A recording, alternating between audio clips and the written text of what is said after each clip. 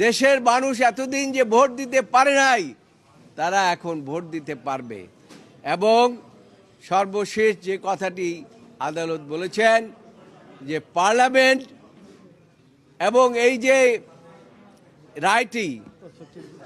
রায়টি হলো প্রসপেক্টিভ।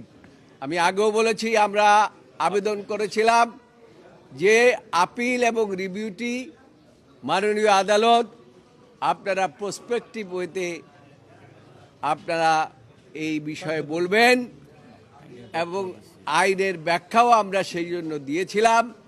এবং সেই পরিপ্রেক্ষিতেই আজকে আদালত উঠেই আপনারা আমাদের যত আর্গুমেন্ট সেই সম্বন্ধে বলেছেন যে আপনারা যে সমস্ত আর্গুমেন্ট করেছেন সেগুলো আমরা বিচার বিশ্লেষণে নিয়েছি। তিনি একটি বিষয়ের উপরে বলেছেন যে তত্ত্বাবধায়ক সরকার ব্যবস্থা যে 58(1) and 58(2) আর্টিকেল 58(1) and 58(2) আবার পুনর্বহাল হলো। এর অর্থ হলো তত্ত্বাবধায়ক ব্যবস্থা আবার ফিরে আসলো। তিনি জাজমেন্টের অন্যান্য বিষয়গুলো বলেছে, এইটা হলো প্রিলিমিনারি, আমরা জাজমেন্ট দিলাম ইউনিভার্সালি, জাজমেন্ট ফলোড, আরও এর মধ্যে হয়তোবা কোনো কিছু ডিটেলস ইনক্লুড করতে পারে। অবশ্যই আমরা মনে করি যে এটা খুশি না, খালি ঈদের দিন আমাদের মনে হচ্ছে। তার কারণ বিএনপি খালি খুশি না, সারা জাতি খুশি। বিএনপি একটা বড় রাজনৈতিক